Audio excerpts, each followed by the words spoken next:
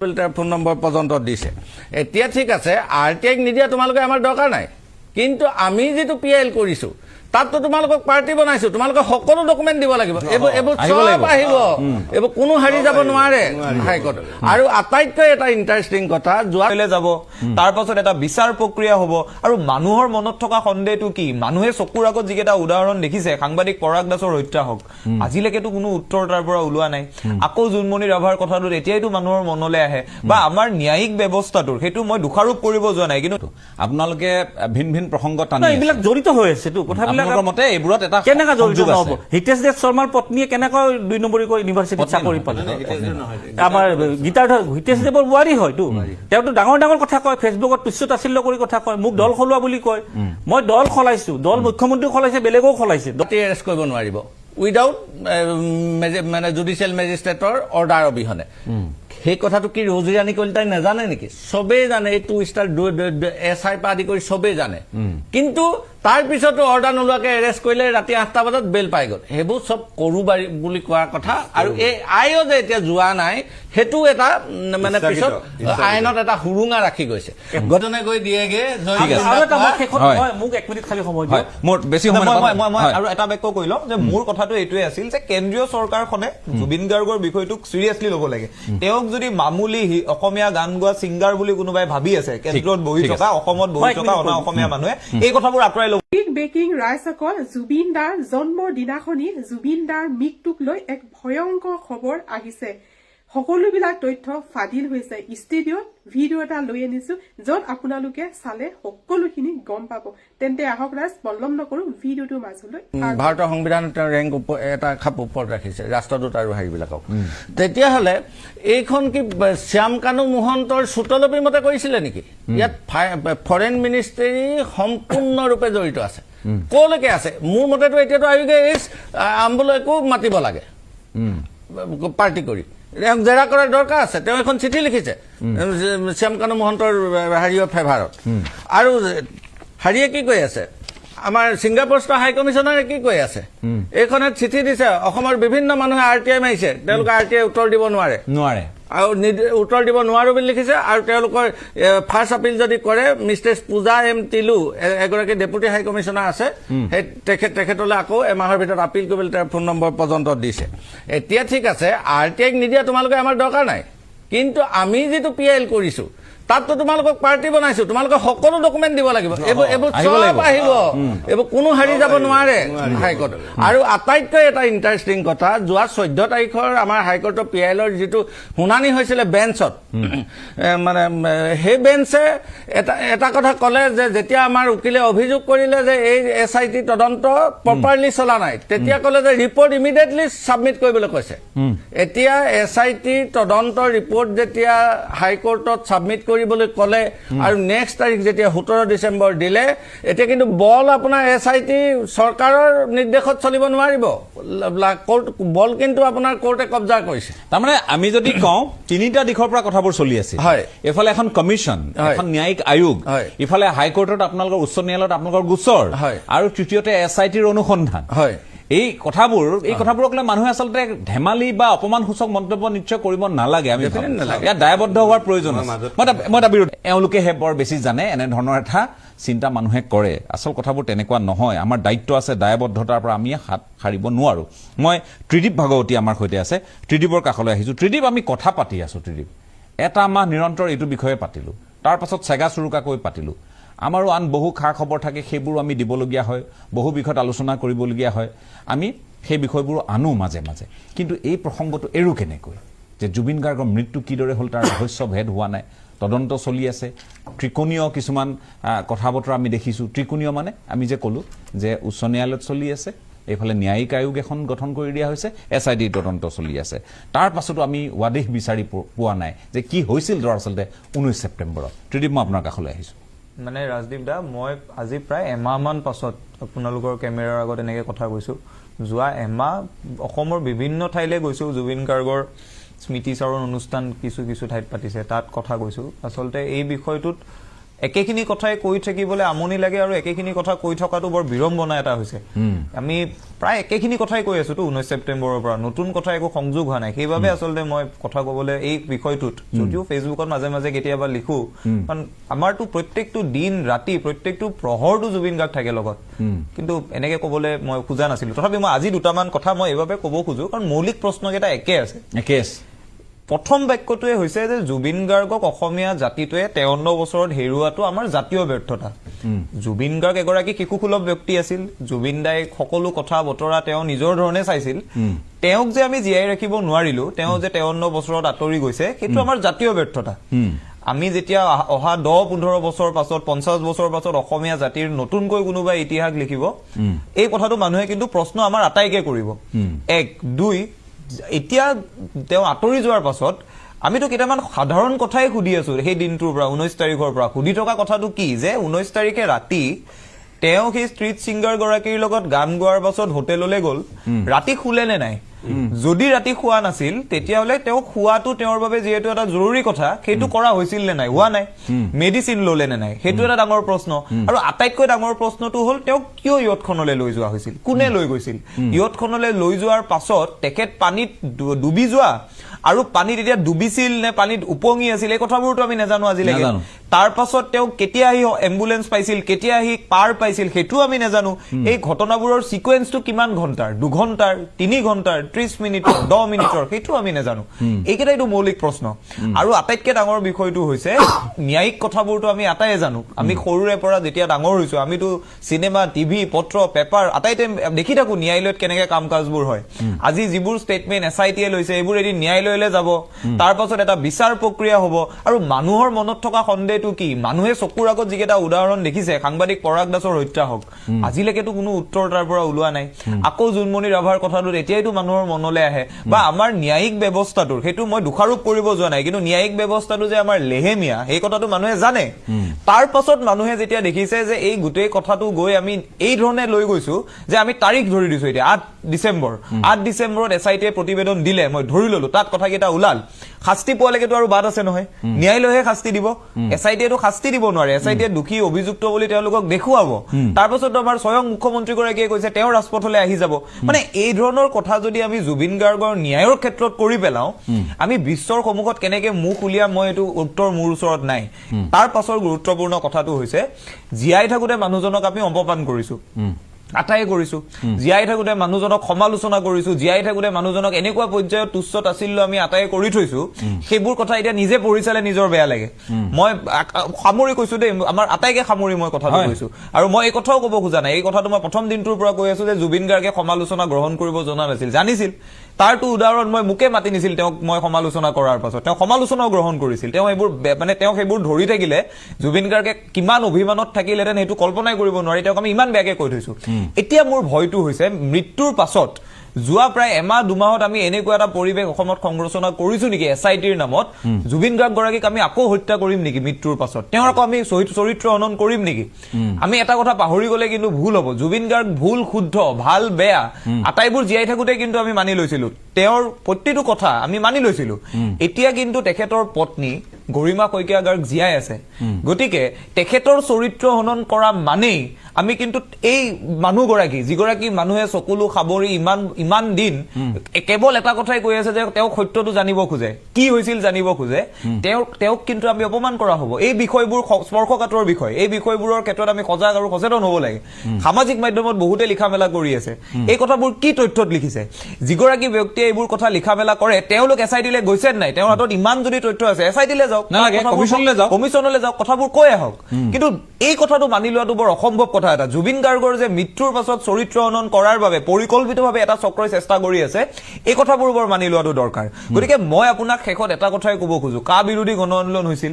কা বিৰোধী গণ আন্দোলনৰ পাছত চৰকাৰৰ হাতত কিছুমান টেকটিক্স আছিল যে অসমীয়া মানুহক কেনেকে আমি ভাগ কৰি পেলাব পাৰো ভাগ হৈ গৈছিল সফল হৈছিল আকৌ তাৰ আগৰ উদাহৰণবোৰ চাওক অসম আন্দোলন হৈছিল প্ৰত্যেকটো আন্দোলন প্ৰত্যেকটো ডাঙৰ ডাঙৰ ঘটনাৰ পাছত মানুহ ভাগ হৈ যায় এই সিস্টেমে ব্যৰ্থ কৰিছে কোন চৰকাৰ বাদ দিয়ক ৰাষ্ট্ৰযন্ত্ৰটোৱে ব্যৰ্থ কৰি পেলাইছে এতিয়া এই বিষয়টোৰ ক্ষেত্ৰত কিন্তু মই এটা কথা বুকুত হাত থৈ ক'ব খোজো আমাৰ বয়সৰ মানুহখিনিতো অকল মইহে মাজে মাজে টিভিত ওলাই থাকো বেছিভাগে টিভি নেচাই টিভি এইবিলাক আজিকালি তেওঁলোকে নিজৰ পৃথিৱীখনত থাকে প্ৰত্যেকটো আড্ডাত প্ৰত্যেকটো দিনত প্ৰত্যেকটো সন্ধিয়াত মানুহে কিন্তু এই প্ৰশ্নটো তুলি আছে, এই প্ৰশ্নটো কৈ আছে, মানুহে এই কথাটো সুধি আছে। আমাৰ বয়সৰ মানুহবোৰে যিয়ে জুবিন গাৰ্গৰ মাজতেই ডাঙৰ হৈছে, জুবিন গাৰ্গক লৈ বুকুত খামুটি জীয়াই আছে, সদায় কিন্তু এই প্ৰশ্নটো কৰি আছে তেখেতৰ মৃত্যুৰ ৰহস্যটো উদ্ঘাটন হ'ব লাগিব। কাৰণ কোনেও অসমৰ এজন মানুহেওতো কোৱা নাছিল হত্যা বুলি, কোনে কৈছিল? মুখ্যমন্ত্ৰীয়ে কৈছিল। অসমৰ এজন মানুহেওতো প্ৰথমতে কোৱা নাছিল যে আমি ৰাস্তাত গৈ আন্দোলন কৰিম ন্যায় বিচাৰি, কোনে কৰিছিল? মুখ্যমন্ত্ৰীয়ে কৰিছিল। এই প্ৰশ্নবোৰৰ উত্তৰ কিন্তু দিব লাগিব। ২৬ৰ নিৰ্বাচনটো অসমত বিভিন্ন বিষয় লৈ হওক, ২৬ৰ নিৰ্বাচনটো অসমৰ প্ৰত্যেকটো বিষয় লৈ হওক, জুবিন গাৰ্গক লৈ শাসক হওক বিৰোধী হওক সমানে কিন্তু দেই বিৰোধীসকলেও মই কাকো মানে এইবিলাক কথা মই এতিয়া ৰাজহুৱাকে ক'বলৈ দিগদাৰ, আটাইবোৰ মানুহকতো চিনিয়ে পাওঁ, আটাইবোৰ মানুহে আগতে কি কি কৈ থৈছে এইটো মনতে আছে। বিৰোধীসকলেও যদি ভাবিছে যে জুবিন গাৰ্গৰ বিষয়টো লৈ আমি এইবাৰ হিমন্ত বিশ্ব শৰ্মাৰ চৰকাৰখন উফৰাই দিম, সেই কথাও কিন্তু হ'ব নোৱাৰে। জুবিন গাৰ্গৰ বিষয়টো থাকিব, কিন্তু জুবিন গাৰ্গৰ দৰে পবিত্ৰ পুণ্যাত্মাটোক আপোনালোকে ৰাজনীতিলৈ নানিব। এইটো কথা আপুনি মই জানো, আমি সকলোৱে জানো যে শাসকেও জানো কম কটু সমালোচনা বিৰোধীও কম কৰিছিলে, সকলোৱেতো সমান সমান বিৰোধীও কৰিছিলে। আজি যিসকল সৰব ৰাতিপুৱাৰ পৰা গধূলিলৈ এনে বিধায়কো আমি দেখো ফেচবুক অন কৰিব, মানে এনে দেখুৱাব যে তেওঁহে কেৱল মানে জুবিন অনুৰাগী, সেইটো নহয়। গতিকে মই শেষ কৰিছো, মই শেষত এইটো কথাই ক'ব বিচাৰিছো, ২৬ৰ নিৰ্বাচনটো বিভিন্ন বিষয় লৈ হ'ব। জুবিন গাৰ্গৰ বিষয়টো আপোনালোকে এই পৰ্যায়লৈ লৈ নাযাব যে জুবিন গাৰ্গৰ কথা, কাৰণ সমগ্ৰ বিশ্বই চাই আছে নহয়। এতিয়াতো মানুহে মাইকেল জেকচনৰ পাছত জুবিন গাৰ্গৰ নামটো পায়, বিচাৰে অসম আৰু অসমীয়া কোন। যেতিয়া দেখে অসম আৰু অসমীয়া ইমান মেৰুদণ্ডহীন জাতি, যিটো জাতিয়ে তেওঁলোকৰ আটাইতকৈ ডাঙৰ সম্পদটোক লৈ ৰাজনীতি কৰে, টুলুঙা কথা কয় আৰু মৃত্যুৰ পাছত টুলুঙা কথা কয়, এই কথাবোৰ দেখি কিন্তু মানুহে খুব লাজ পাব। আমাক কিন্তু আমি বাহিৰলৈ গ'লে খুব লাজ পাম কিন্তু। গতিকে মই শেষত এটা বাক্যই কৈছো, জুবিন গাৰ্গে মৃত্যুৰ পাছত এটা কথা প্ৰমাণ কৰি গৈছিল যে আমাৰ অসমৰ সৰু সৰু মানুহবোৰ, আপোনাৰ মোৰ দৰে মানুহবোৰ বা ইয়াত বহি থকা মানুহবোৰ, আমি সৰু মানুহ নহয়, আমাৰতো মানে আমি ইমান ডাঙৰ ডাঙৰ সপোন দেখা নাই, আমাৰ ল'ৰা ছোৱালীয়ে বাহিৰত পঢ়ি থকা নাই, আমি য'ত যিখন ৰাজ্যৰ মুখ্যমন্ত্ৰী তাত আমি নিজৰ ল'ৰা ছোৱালীক নপঢ়াই বাহিৰলৈ পঠিয়াই দিয়া নাই, তেনেকুৱা পৰ্যায়তো আমি নাই। গতিকে সৰু মানুহবোৰক তেওঁ একগোট কৰি গ'ল। সৰু সজাই সোণাপুৰলৈ গৈ থকা মানুহবোৰ, হিন্দু মুছলমান জাত পাত এইবিলাক তেওঁ নাইকিয়া কৰি পেলাই থৈ গৈছে। কিন্তু জাতীয় বিষয়বোৰতো একমত হৈ আছে দেই। এই কথাটোত আচলতে জুবিন গাৰ্গক চাগে বহু মানুহে হিংসা কৰে যে আমাৰ বহু মানুহৰ জাতীয় বিষয়ত ইছ্যুবিলাকত আমাৰ ষ্টেণ্ড সলনি হয়, জুবিন গাৰ্গৰ কিন্তু আজিলৈ নাই হোৱা। তাখন আজিও তেওঁ শেষলৈকে বিৰোধ কৰি থৈ গৈছে, অবৈধ নাগৰিকক তেওঁ যাব লাগে বুলি শেষ দিনটোলৈকে কৈ গৈছে। বহু মানুহৰ সলনি হৈ কাৰণে চাগে তেওঁক বেয়া পায়, তেওঁৰ ঠাইলৈ বেছি মানুহ গ'লে তেওঁলোকে ঈৰ্ষা কৰে। মই শেষত এটা কথাই ক'ব খোজো, যদিহে কোনোবাই জুবিন গাৰ্গৰ মৃত্যুৰ পাছতে একগোট হৈ থকা সৰু মানুহবোৰক ভেঙুচালি কৰি তেওঁলোকে নিজৰ ৰাজনৈতিক কথাবোৰ কৈ থাকে, নিজৰ ধৰণে কথাবোৰ সজাই নিবলৈ গৈ থাকে, ইতিহাস আছে, আমাৰ প্ৰজন্ম কেইটা আছে, আমি কিন্তু প্ৰশ্নবোৰ সুধি যাম, যিয়ে যেনেকে পাৰে প্ৰশ্নবোৰ সুধি যাব। আৰু মৃত্যুৰ পাছত এই জুবিন গাৰ্গ নামৰ ডাঙৰ শক্তিটোক অপমান কৰাৰ ভুলটো কোনেও কৰি থকাটো অনুচিত, সেই কামটো কৰা বাদ দিব লাগে। ঠিক আছে, মই আৰু এক মিনিট দিয়া, কোনোবাই যদি দিয়া নাই নাপায়, এইটো কথা সঁচা। এই বিষয়টোত মই কম, কথাটো এনেকুৱা, এতিয়া জুবিন গাৰ্গৰ হত্যাটো এনেকুৱা এটা পৰ্যায়ত গৈছে, আমি যদি আয়োগতো যাওঁ বা কৰবাত যাওঁ আমাক ঠাট্টা কৰিব, ঠাট্টা কি মই কওঁ, মোৰ নামটো আহিছে তাতে, কোনে কি ঠাট্টা কৰে সেইটো লৈ মই পিছফালে ঘূৰি চোৱা মানুহ নহয়, কৰি থাকোঁ। কিন্তু সেইসকলৰ চৰিত্ৰটো খোল খাব লাগিবতো। মই আকৌ কৈছো যে এই জুবিন গাৰ্গৰ ন্যায় প্ৰক্ৰিয়া 50% হৈছে আৰু আৰম্ভ হ'ব অসমতো হৈ আছে, কোন সময় ঠিক নাই, কোন সময় কোন বাছে ঠিক নাই, এইটোতো 50% সমাপ্ত হোৱা নাই বুলি ক'ব লাগিব। আৰু আপুনি যিটো কথা ক'লে ছিংগাপুৰত তদন্ত, মোৰ আজিও মই ডাঠি কৈ আছো, আৰু সেইখিনি মই আয়োগতো জনাম যে মোৰ গোচৰৰ তদন্ত তাত চলি আছে আৰু অহা মাহৰ পৰা কৰোণাৰ কোৰ্টত যাব বুলি মোক জনাইছে। আৰু এই কথাটো মই শপতনামা যোগে আয়োগক জনাম। সেইটো মই শপতনামা যোগে জনাবো যে মোক এইটো কৈছে, এইটো আয়োগ নাম, গোটেইখিনি জনাম। কাৰণ এটা কথাও তাত লোকধাক কৰিব নোৱাৰে আপুনি। এতিয়া আহক, এই জুবিন গাৰ্গৰ হত্যাৰ গোচৰত আটাইতকৈ মানে অভিযুক্ত নাম সাঙুৰ খাইছে শ্যামকানু মহন্ত। শ্যামকানু মহন্তৰ ককায়েক হৈ গ'ল ননীগোপাল মহন্ত। ভাস্কৰজ্যোতি মহন্ত ইতিমধ্যে পদত্যাগ কৰিছে। এইটো খুব গুৰুত্বপূৰ্ণ কথা, অকণমান মোক সময় দিব। ননীগোপাল মহন্তৰ বিৰুদ্ধে মই বিভিন্ন ধৰণৰ অভিযোগ দিছোঁ। আজিলৈ তেওঁ মোৰ লগত গোচৰ কৰিম বুলি এতিয়ালৈ কৰা নাই, আজি 60 দিন হ'ব হৈছে, এতিয়ালৈ তেওঁ গোচৰ কৰা নাই মানহানি। তাৰমানে তেওঁ জড়িত আছে। মানহানি গোচৰটো বাদে দিয়ক, হঠাৎ যোৱা 11 নৱেম্বৰৰ কথা ক'লোঁ মই, 7টা বিজ্ঞাপন গুৱাহাটী বিশ্ববিদ্যালয়ৰ পদবীৰ বাবে, আগষ্টত নটিফিকেশ্যন হৈছে, জুনত ইণ্টাৰভিউ হৈছে, আৰু ৰিটেন পৰীক্ষাৰ মানে লিখিত পৰীক্ষাৰ ফলাফল ঘোষণা নোহোৱাকৈ তেখেতসকলে, ননীগোপাল তেখেত বুলি ক'লেও ভুল হ'ব, 5গৰাকী তাতে গুৱাহাটী বিশ্ববিদ্যালয়ৰ 5 গৰাকীক নিযুক্তি দিছে মানে লিখিত ফলাফল ঘোষণা নোহোৱা কৈ দেই আজিলৈ আপুনি ইউনিভাৰ্চিটিৰ ৱেবছাইটত যাব এই 5 গৰাকী যে দিলে ৱেবছাইটতো কোনো ধৰণৰ আপলোড নাই আচ্ছা এতিয়া 5 গৰাকী পালে কোনে সেইটোহে মেইন কথা তাত RSSৰ কৰ্মী আছে তাত আটাইতকৈ বিতৰ্কত আজি যিগৰাকী হিতেশ দেৱ শৰ্মা খুব ডাঙৰ ডাঙৰ সভ্য সমাজৰ ব্যক্তি বুলি কয় তেখেতৰ পুত্ৰ ইতিমধ্যে বিপ্লৱ শৰ্মা আয়োগৰ APSC কেলেংকাৰীৰ নাম সাঙুৰ খাইছিলেই তেওঁৰ নাম আছে তেওঁৰ পত্নীক আকৌ চাকৰি দিছে বিশ্ববিদ্যালয়ত মেৰিটত পাব পাৰে আমি জুবিন গাৰ্গৰ বিষয়টোৰ লগত এইটো বিষয় কেনেকৈ সম্পৰ্ক মই আনি দি আছো তাৰপিছত মেৰিটত পাই নাপায় আমি সেইটো বিষয়লৈ নাযাওঁ ফলাফলটো কিয় ঘোষণা নহল আজি 5 দিন হৈ গ'ল মই অভিযোগ দিছো গোটেই মই নটিফিকেশ্যন দি দিছো যে এই ৰিটেন পৰীক্ষাৰ কিয় ফলাফল ঘোষণা নহল বহুত ছাত্ৰই মোক যোগাযোগ কৰিছে যে আমি 2000 ফিজ দিছো 442 গৰাকীয়ে তাত ৰিটেন পৰীক্ষাৰ কাৰণে 2000 ফিজ প্ৰায় 10 লাখ টকা কালেকশ্যন হৈছে তেখেতসকলক ৰিটেন পৰীক্ষাৰ কাৰণেই নামাতিলে ৱেবছাইটত ৰিজাল্ট আপলোড নকৰাৰ কাৰণে 5 গৰাকী নিযুক্তি দিলে তাৰে ভিতৰত এগৰাকী হৈ গ'ল হিতেশ দেৱ শৰ্মাৰ বোৱাৰী আৰু এই কথাটো ক'ৰ পৰা সংযোগ হ'ল আপোনালোকে আপুনি যিটো সংযোগৰ কথা কৈছে মই কৈ দিওঁ আপুনি আৰু আমাৰ সিদ্ধাৰ্থ অভিজিৎ শৰ্মা ডাঙৰীয়া একেলগে দিব গৈছিলে হয়তো এদিনত গৈছিলে আপোনালোকে আগা পিছা নহয় ন্যায়ৰ কথা কৈছে আয়োগৰ কথা এদিনৰ আগা পিছাকৈ গৈছিলে যোৱাত কি হ'ল সংযোগটো মই কৈ দিওঁ 1 মিনিট তাতে কি হ'ল তেওঁ এটা ঠাট্টা কৰি আপোনালোকক কথা কৈছে মই তেওঁৰ ফেচবুকত কি হৈছে শুনক এগৰাকী কোনোবা মহিলাই তেওঁক সুধিছে যে আপুনি বেলেগক ঠাট্টা কৰাকে আপুনি কওক আপোনাৰ বোৱাৰীয়ে দুৰ্নীতি কৰি চাকৰি লৈছে এইটোৰ বিষয়ে কি ক'ব দুলু আহমেদে মুকলি অভিযোগ দিছে তেতিয়া তেওঁ কৈছে যে দুলু আহমেদৰ কথাত মই মানহানি গোচৰ নকৰো দুলু আহমেদ দল সলোৱা নেতা আৰে জুবিন গাৰ্গৰ হত্যাৰ লগত ননীগোপাল মহন্তৰ 2 নম্বৰী চাকৰিৰ লগত মোৰ দল খলোৱাৰ কথা কি আছে মইতো দলে খলাইছো তোমালোকে বিবেক বিক্ৰী কৰিছা ডাঙৰ ডাঙৰ কথা কৈ অসমৰ ৰাজ্যক ঠকবাজি কৰিছা আৰু এই চাকৰিটো এনেকুৱা পৰ্যায়ত হৈছে যে শ্যামকানু মহন্তক কোনে সুৰক্ষা দিছিল বাক্সা জেলত গুলিয়াগুলি কাৰ নেতৃত্বত হৈছিলে আপুনি সেইফালৰ পৰা সংযোগ গীতাৰ্থ দেৱ শৰ্মাৰ নিৰ্দেশত গুলিয়াগুলি হৈছিলে আৰু সেই গীতাৰ্থ দেৱ শৰ্মাৰ পত্নীক ননীগোপাল মহন্ত এৱাৰ্ড হিচাপে এই চাকৰিটো অবৈধভাৱে দিছে এইবিলাকৰো বিচাৰ হ'ব লাগিব আৰু আটাইতকৈ বেয়া লাগিছে আজি গুৱাহাটী বিশ্ববিদ্যালয়ত ধৰ্ণা হৈছে ইউনিয়ন আজি কৈছে যে জবাব দিয়ক আজি 5 দিন হৈ গ'ল জবাব দিব পৰা নাই তুমি যদি ৰিটেনৰ ফলাফল ঘোষণা কৰিছা জবাব দিয়া ক'ত দিছা আজিলৈ পৰা নাই আৰু আটাইতকৈ বেয়া লাগিছে কি ছাত্ৰ ছাত্ৰী বুলি ক'লে আমাৰ ছাত্ৰ সন্থাৰ এটা বিশেষ ভূমিকা থাকিব লাগে কেৱল যোৱাকালি এগৰাকী বিশ্ববিদ্যালয়ৰ ছাত্ৰ সন্থাৰ কোনোবা এগৰাকী উপসভাপতি তেওঁ কালি ফেচবুক যোগে এটা মানে গৰিহণা দিছে গৰিহণাত আমি শান্ত নাথাকো নহয় মই আকৌ এটা ভুল বাৰ্তা যাব পাৰে মোৰ কথাটো হ'ল মোৰ বিষয়টো হ'ল যে জুবিন গাৰ্গৰ প্ৰসংগটো আপোনালোকে ভিন ভিন প্ৰসংগ টানি এইবিলাক জড়িত হৈ আছে তো কথাবিলাক মতে এইবোৰত এটা কেনেকা জড়িত নহব হিতেশ দেৱ শৰ্মাৰ পত্নীয়ে কেনেকৈ 2 নম্বৰী কৈ ইউনিভাৰ্চিটিত চাকৰি পালে আমাৰ গীতাৰ্থ হিতেশ দেৱৰ বোৱাৰী হয়তো তেওঁতো ডাঙৰ ডাঙৰ কথা কয় ফেচবুকত তুচ্ছতাচ্ছিল্য কৰি কথা কয় মোক দল খলোৱা বুলি কয় মই দল খলাইছো দল মুখ্যমন্ত্ৰী খলাইছে বেলেগও খলাইছে দল খোলাটো অপৰাধ নহয় কিন্তু তোমালোকৰ নিচিনা সমাজৰ মানে সভ্য বুলি নিজকে জাহিৰ কৰি ফুলা এইবিলাক যে আমাৰ অভিজিৎ শৰ্মা ডাঙৰীয়া যিটো ক'লে যে তেখেতসকলৰ একো নহয় এটা টাইমতে তেখেতৰ ল'ৰা ছোৱালী নাতিপুতে হাঁহিব যে আমাৰ ঠিক আছে মই সেইটো পৰা অকণমান হয় যে কি নহওক মই সেই বিষয়বোৰ হ'ল চাওক এতিয়া কথাটো হ'ল খোৱা নাই এতিয়া কথা হ'ল নুপুৰ বৰা কেছটো এই একেগৰাকী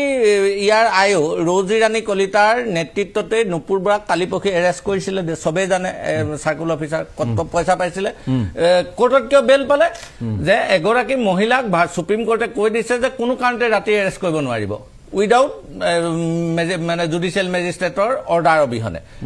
সেই কথাটো কি ৰৌজী ৰাণী কলিতাই নাজানে নেকি চবেই জানে এই 2 ষ্টাৰ SI পৰা আদি কৰি চবেই জানে কিন্তু তাৰ পিছতো অৰ্ডাৰ নোলোৱাকে এৰেষ্ট কৰিলে ৰাতি 8টা বজাত বেল পাই গ'ল সেইবোৰ চব কৰো বুলি কোৱাৰ কথা আৰু এই আইও যে এতিয়া যোৱা নাই সেইটো এটা মানে পিছত আইনত এটা হুৰুঙা ৰাখি গৈছে গতিকে কিন্তু আজি মই ইয়াৰ পৰা এটা কথা হকিয়াই দিছো অহা 17 তাৰিখে যিটো আমাৰ হিয়াৰিং হ'ব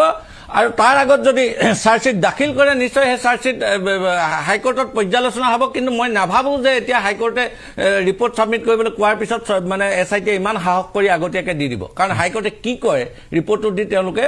অপেক্ষা কৰিব যেহেতু তাৰ পিছত আৰু এটা দিন বাকী থাকিব 90 দিনলৈ 18 তাৰিখটো আছে গতিকে তেওঁলোকে ৱেইট কৰিব আৰু চাৰ্জশ্বিট যদি কিবা কাৰণত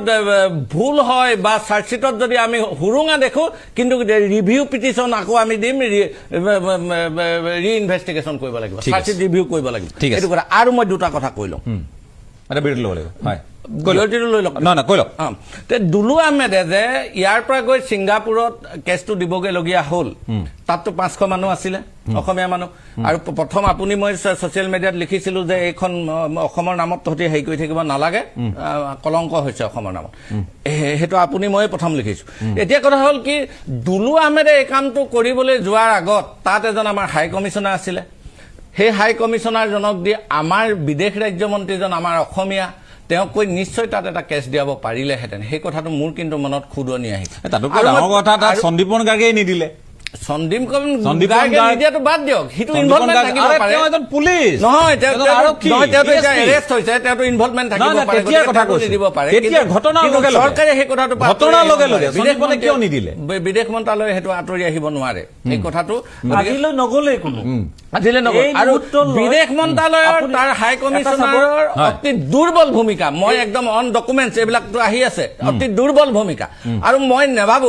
অসমীয়া মানুহ আজিলৈকে যি 24 জন কেন্দ্ৰত মন্ত্ৰী হৈছে তাৰে সৰহসংখ্যক অসমীয়াই কিন্তু বিদেশ মন্ত্ৰালয় পাইছে বিদেশ মন্ত্ৰালয়টো অত্যন্ত প্ৰেষ্টিজিয়াছ পোষ্ট তাৰ ৰাজ্যমন্ত্ৰীজনো অন্য ডিপাৰ্টমেণ্টৰ এজন কেবিনেট মন্ত্ৰীতকৈ বেছি প্ৰেষ্টিজিয়াছ আৰু এটা সুযোগ পাইছিলে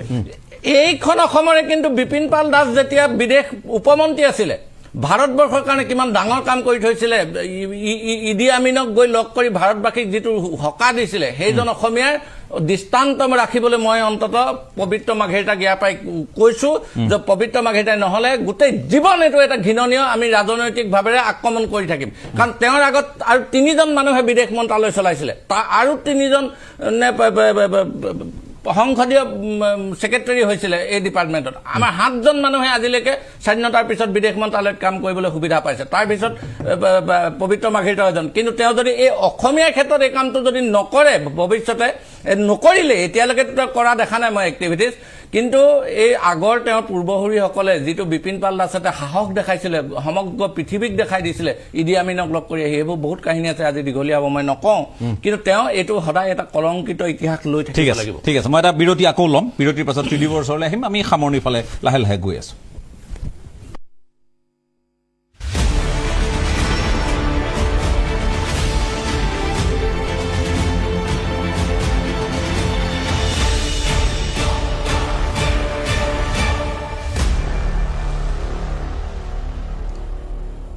এটা চমু বিৰতিৰ পাছত আপোনালোকক পুনৰ স্বাগতম আমি পাতি আছো জুবিন গাৰ্গৰ মৃত্যুৰ ৰহস্য কিয় আজিও ভেদ হোৱা নাই সেই প্ৰসংগত চৰ্চাবোৰ কিয় বন্ধ হ'ল বুলি নকওঁ কিন্তু বহু পৰিমাণে এই চৰ্চা লাহে লাহে আপুনি মই ক'ব নোৱাৰাকৈ কমি আহিছে আৰু এই কথাখিনিও ঠিক যে আমিও আমাক নিজকে সাঙুৰি কৈছো হয়তো আমি কমকৈ কথা পাতিবলৈ ধৰিছো এই বিষয়টোত কাইলৈ দিনটোত আমি সকলো ব্যস্ত জীৱিত কালত জুবিন গাৰ্গক সমালোচনা কৰা মানুহ বুলিয়ে কওক তেওঁক কটাক্ষ কৰা মানুহ বুলিয়ে কওক তেওঁ ভাল পোৱা সকলো সমন্বিতে কাইলৈৰ দিনটোত জুবিন গাৰ্গক গোটেই অসম জুৰি সশ্ৰদ্ধ স্মৰণ কৰা হ'ব জীয়াই থাকোঁতে আমি মৰম দিব নোৱাৰিলোঁ বহুতে যাৰ বাবে আমি এতিয়াও নিজকে সমালোচনা কৰা উচিত আৰু আজিৰ তাৰিখত আমি গীত মাত কথা কবিতাৰে জুবিন গাৰ্গক সুঁৱৰিবলৈ সকলো আগবাঢ়িছোঁ এইখিনি কিন্তু মই কটাক্ষ কৰি কোৱা নাই বহুতে আমাক কোৱাৰ দৰে আমি কটাক্ষ কৰি কোৱা নাই আমি বাস্তৱটো কৈছোঁ বাস্তৱটো ত্ৰিদীপ মই আপোনাৰ কাষলৈ আহিছোঁ আপোনালোকেও কাৰ্যসূচী লৈছে কিন্তু কথাটো হৈছে যে কোন খতেৰে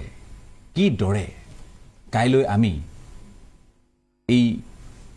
এই বিষয়টোৰ কোনো ৱাদিহ নোপোৱাকৈ এই বিষয়টোৰ নিহিত থকা প্ৰশ্নবোৰৰ উত্তৰ নোপোৱাকৈ আমি জুবিন গাৰ্গক স্মৰণ কৰিম এইটো এটা বৰ ডাঙৰ প্ৰশ্ন এটা প্ৰত্যাহ্বানো কিন্তু একে সময়তে তেওঁ নথকাকে তেওঁৰ জন্মদিন পতাটোৱে চোন ডাঙৰ প্ৰত্যাহ্বান আজি কাইলৈৰ পৰা আমাৰ অভ্যাস হ'বহে জুবিন গাৰ্গৰ জন্মদিন জুবিন গাৰ্গ নোহোৱাকে কেনেকে পাতিব লাগে সেইটোতো আমি আজিলৈকে শিকাই নাই আৰু তেওঁ মানে আমাৰ আটাইতকৈ বেয়া লোৱা কথাটো হ'ল যে আমাৰ এই 2-3টা প্ৰজন্ম ধৰক 1990 2000ৰ প্ৰজন্মকেইটা আমি মানুহজনক বুজি পাওঁ বুলি ভবা সময়ত তেওঁ নাইকিয়া হৈ গৈছে যে এতিয়া মানে এটা মোৰ মানে সদায় মই ভাবো যে আমাৰ দেউতাহঁতে ভূপেন হাজৰিকাৰ গান শুনিছিল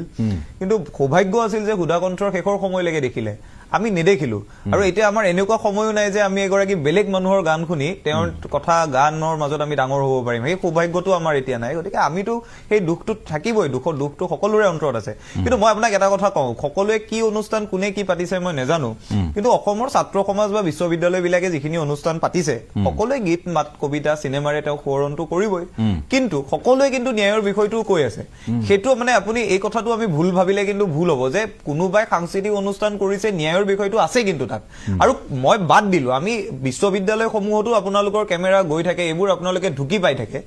যিবোৰ আমাৰ ঘৰবোৰৰ আলোচনা প্ৰত্যেকখন ঘৰত দিনততো এবাৰ হলেও আপোনালোকৰ টেলিভিছনত জুবিন গাৰ্গৰ ফটো এখন দেখে এবাৰতো দেখে কোনোবাই এছআইটিত যাওঁতে দিয়া বাইটটোৰ কাৰণেই দেখে ঘৰত কিন্তু সকলো মানুহে পাতি আছে যে জুবিন গাৰ্গৰ ন্যায়ৰ বিষয়টোত কিন্তু আমি একগোট হৈ আছো এই ন্যায় কিন্তু দিব লাগিব সেইবোৰ সাধাৰণ মানুহ তেওঁলোকে ন্যায়ালয়ৰ পাক চক্ৰবোৰ বুজি নাপায় এছআইটি কি বস্তু বুজি নাপায় এটা কথাই জানে যে এই মানুহজন যে নাইকিয়া হৈ গ'ল যদিও ৰহস্যজনকভাৱে নাইকিয়া হৈ গৈছে অসমৰ সন্মানীয় মুখ্যমন্ত্ৰীগৰাকীয়ে যদি কৈছে হত্যা হৈছে হত্যাৰ কোনে কৰিলে এই প্ৰশ্নকেইটাৰ উত্তৰ দিব লাগে আৰু প্ৰতিষ্ঠা কি ধৰণে কৰিব প্ৰতিপন্ন কি ধৰণে কৰিব সেই কথাবোৰত গুৰুত্ব দিব লাগে সেইটো 1 নম্বৰ কথা 2 নম্বৰ কথা মই দীঘলীয়া কৰিব খোজা নাই মই মাত্ৰ এটা কথাই ক'ব খুজিছো যিটো কথা পলাশৰঞ্জন বৰুৱা ডাঙৰীয়াই কৈছে আৰু যিটো কথা আমি অকমান গুৰুত্ব দিয়াটো ভাল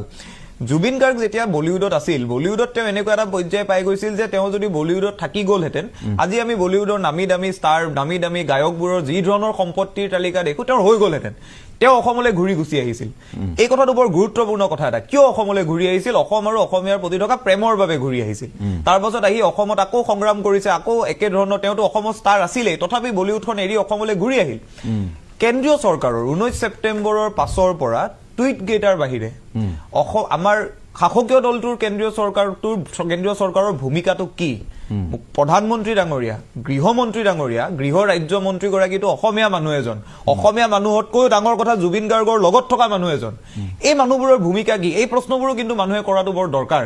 মুখ্যমন্ত্ৰী ডাঙৰীয়াই কৈছে 8 ডিচেম্বৰ 10 ডিচেম্বৰত এছআইটিয়ে প্ৰতিবেদন দিব ঠিক আছে কিন্তু এই মানুহবোৰে কিবা মাতিছে নাই নে তেওঁলোকে এই কথাটো ভাবি আছে যে জুবিন গাৰ্গ অসমীয়াত গান গোৱা সাধাৰণ ছিংগাৰ এজন আছিল এই কথাটো ভাবি আছে নেকি এই প্ৰশ্নটো মোৰ মাজে মাজে সুধিবলৈ মন যায় তেওঁলোকে যে বেপৰুৱা ভাৱ বেপৰুৱা চিন্তা চৰ্চা দেখুৱাইছে মই ক'ব খোজা নাই যে জুবিন গাৰ্গক কেন্দ্ৰীয় চৰকাৰে শ্ৰদ্ধা জনোৱাত কিবা ভুল হৈছে জনাই থাকক শ্ৰদ্ধা জনাই আছে বিভিন্ন কাম কাজ কৰি আছে কিন্তু জুবিন গাৰ্গক ৰাষ্ট্ৰীয় পৰ্যায়ত প্ৰতিষ্ঠা কৰাৰ বাবে কি পদক্ষেপ লোৱা হ'ব সেই কথাবোৰ আলোচনা হৈছে নাই ন্যায়ৰ বিষয়টোত কেন্দ্ৰীয় চৰকাৰৰ গৃহমন্ত্ৰীগৰাকীয়ে এটা কথা ক'ব লাগে নাই যিহেতু বিষয়টো দুখন দেশৰ বিষয় এই বিষয়টোত বিদেশ মন্ত্ৰীগৰাকীয়ে এটা বাইট দিয়াটো উচিত আছিল নে নাই প্ৰধানমন্ত্ৰী ডাঙৰীয়াই কেৱল টুইট কৰি থাকিব কেৱল তেওঁ টুইট কৰি দায়িত্ব সামৰিব নে অসমলৈ আহি জুবিন গাৰ্গক লৈ ৰাষ্ট্ৰীয় পৰ্যায়ত কি কাম কৰা হ'ব এই কথাবোৰ কৈ যাব কোৱাটো নাই এই কথাবোৰ কিন্তু সাধাৰণ মানুহৰ মনত থকা প্ৰশ্ন দেই মই এই ক্ষেত্ৰত মোক এতিয়া কোনোবাই বেয়া পালেও কম কংগ্ৰেছ দলৰ যিগৰাকী সভাপতি ৰাহুল গান্ধী তেখেত আহিছে কিন্তু অহাত সামৰিলে নহ'ব ৰাহুল গান্ধী আহোঁতেও কিন্তু এই ষ্টুডিঅ'টোত মই কৈ গৈছিলো তেওঁলোকে যদি ৰাজনীতি কৰিম বুলি আহিছে তেতিয়াহ'লে অসমৰ মানুহে কিন্তু গ্ৰহণ নকৰে গতিকে মই কথাটোৱে ক'ব খুজিছো কংগ্ৰেছৰ সভাপতিয়ে জয় জুবিন দা আৰম্ভ কৰিলে গতিকে এই কথাবোৰ কিন্তু মানুহে চকু দি আছে ৰাজনৈতিক শ্লোগানত সেই কথাটো ক'ব পাৰে জয় জুবিন দা আপুনিও ক'ব পাৰে ময়ো ক'ব পাৰো ৰাজনৈতিক শ্লোগান 21 তাৰিখলৈকে হিচাপ ওলাব কেইজনে গৈ দিয়েগে মোক 1 মিনিট খালি সময় দিয়ক মোৰ বেছি সময় মই আৰু এটা বাক্য কৈ লওঁ যে মোৰ কথাটো এইটোৱে আছিল যে কেন্দ্ৰীয় চৰকাৰখনে জুবিন গাৰ্গৰ বিষয়টোক চিৰিয়াছলি ল'ব লাগে তেওঁক যদি মামুলি অসমীয়া গান গোৱা ছিংগাৰ বুলি কোনোবাই ভাবি আছে কেন্দ্ৰত বহি থকা অসমত বহি থকা অনা অসমীয়া মানুহে এই কথাবোৰ আঁতৰাই ল'ব লাগে কিন্তু এই কথাবোৰ সহ্য কৰাটো উচিত মই বাকীসকলক এখন দিলো আমি 30 ছেকেণ্ড এতিয়া এটা নতুনকৈ ৰাজনীতি হৈছে মই কাৰো নাম নকওঁ যে প্ৰতিমূৰ্তি স্থাপনৰ য'ত মানে সাংসদ বিধায়ক প্ৰাক্তন সাংসদ তেনেকুৱা এটা হৈছে কৰক ভাল কথা কিন্তু সেইসকলে আয়োগত অভিযোগ দিছে না সেই প্ৰশ্নটো আহিব লাগিব আৰু দ্বিতীয়তে মই কিছুমান কাম কৰিছো ক'ব ইচ্ছা নাছিলে মই চিফ ছেক্ৰেটাৰীলৈ এখন পত্ৰ দিছো এইবিলাক মই ৰাজহুৱা নকৰো বাৰু যে জুবিন দিৱস হিচাপে ঘোষণা কৰিব লাগে ইমান এজন জনপ্ৰিয় ছিংগাৰ এইটো মৃত্যুৰ কালি যে বাৰ্থডে আছে চৰকাৰখনে ঘোষণা কৰিব লাগে যে জুবিন দিৱস হিচাপে আমি প্ৰতি বছৰে পালন কৰিম ঠিক আছে মানে তেখেতসকলক ধন্যবাদ জ্ঞাপন কৰিছো এটা একেবাৰে ব্যক্তিগত অভিজ্ঞতা কওঁ জুবিন গাৰ্গে যেতিয়া তেখেতক লৈ এটা জুবিন মহোৎসৱ বুলি এটা অনুষ্ঠান হ'ল মানুহজন বৰ বেয়াকৈ সমালোচিত হ'ল জুবিন ফেন ক্লাবকো সমালোচনা কৰা হ'ল তাৰ পাছৰ বছৰ তেওঁ যেতিয়া মিছন চাইনাৰ ঠিক ৰিলিজৰ আগে আগে তেওঁ কলাগুৰু মহোৎসৱ তেওঁ আয়োজন কৰিলে নগাঁৱত মই সৌভাগ্যক্ৰমে গৈছিলোঁ তালৈ আৰু জুবিন গাৰ্গক সেই প্ৰশ্নটোৱে কৰিছিলোঁ যে যোৱাবাৰ আপুনি সমালোচিত হৈছিল যে আপোনাৰ জন্মদিনটো জুবিন মহোৎসৱ নাম দি সেইটো আয়োজন কৰা হ'ল তেতিয়া তেওঁ বৰ লাজ ভাৱেৰে কৈছিল যে মই সকলোকে হাক দিছিলোঁ মানা কৰিছিলোঁ যে মানুহ জীয়াই থাকোঁতে এনেধৰণে অনুষ্ঠান নাপাতে কিন্তু তেওঁ কৈছিল যে মৰাৰ পিছত কি কৰ কৰি থাকিবি কিন্তু জীয়াই থাকোঁতে নাপাতে কিন্তু জুবিন গাৰ্গে কোৱা প্ৰতিটো কথা এতিয়া ক'ৰবাত এটা অনুভৱ হয় মনত অনুৰণন হয় এই কথাখিনি যে তেখেতে এই কথাখিনিও বুজি পাইছিল নি যে এটা মহোৎসৱ হ'ব তেখেতৰ জন্মদিনতেই হওক যি বুলিয়েই নহওক আয়োজন হ'ব ব্যাপক আয়োজন হৈছে কিন্তু মানুহজন নাই আটাইতকৈ ডাঙৰ প্ৰশ্নটো সেইটোৱেই জুবিন গাৰ্গ নাই আৰু আমি কাহানিও কল্পনাও কৰা নাছিলোঁ তেখেতে সেয়া ধেমালিতে কৈছে বুলি আমিও ধেমেলীয়া কৰোঁতে কথা পাতি আছিলোঁ তেতিয়া তেখেতে কৈছিল যে মৰাৰ পাছতহে মহোৎসৱ উদযাপন কৰিব লাগে মৰাৰ আগত জীয়াই থাকোঁতে নাপাতে কিন্তু জুবিন গাৰ্গক জীয়াই থাকোঁতে আমি হয় বহু ক্ষেত্ৰত সমালোচনা কৰিলোঁ কিবা কৰিলোঁ বহুতে বহুত কাষৰ পৰা জুবিন গাৰ্গক জানে বুজে কিন্তু এতিয়া অসমৰ মানুহে তেখেতৰ চৰিত্ৰ হনন বা তেখেতৰ আন দুৰ্বলতাসমূহক উদঙাই দিয়াটো নিবিচাৰে মানিও নলয় মূল প্ৰশ্ন এটাই কিদৰে মৃত্যু হৈছিল যদি হত্যা কৰিছিল কোনে হত্যা কৰিছিল এইসকল কিদৰে জগৰীয়া ছিষ্টেম কিদৰে জগৰীয়া এই প্ৰশ্নবোৰৰ উত্তৰ মানুহে নিশ্চয় বিচাৰিব ৰাজনীতি হোৱাটো মানুহে নিবিচাৰে জুবিন গাৰ্গক লৈ আৰু আমি আশা কৰোঁ যে এই ক্ষেত্ৰত যি ধৰণে আইনক আপুনি মই সহায় কৰিব পাৰোঁ আইনক আপুনি মই এগৰাকী দায়বদ্ধ নাগৰিক হিচাপে সহায় কৰিব পাৰোঁ কাকো সমালোচনা নকৰিব কাৰো মনত দুখ নিদিব যিয়ে যেনেকৈ গৈছে যাবলৈ দিয়ক ক'বলৈ দিয়ক কৰিবলৈ দিয়ক তেতিয়াহে বোধ হয় আমি ভবা ধৰণে এটা ন্যায় আমি প্ৰাপ্তি আমি দেখিম সেইখিনিকে আশা ৰাখিছোঁ সকলোৰে প্ৰাৰ্থনা জনাইছোঁ যাতে সকলোৱে এই ন্যায়ৰ যুঁজখনত গণতান্ত্ৰিক